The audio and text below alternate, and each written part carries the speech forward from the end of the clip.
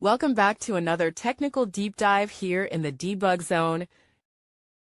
Today we're tackling a big question and breaking it down with insights from other users. Hopefully this clears up some misconceptions and helps you get the answer you need. So buckle up, stay a little curious, and let's jump right in.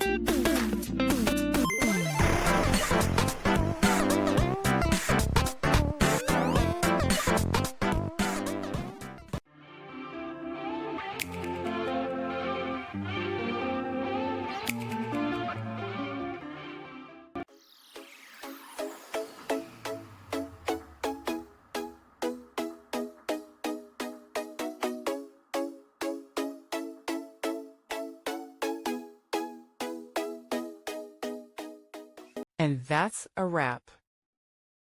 I hope you found the answer you were looking for. If you did, take a second to hit that subscribe button. It really helps out. And let me know in the comments which solution worked best for you. See you next time in the debug zone.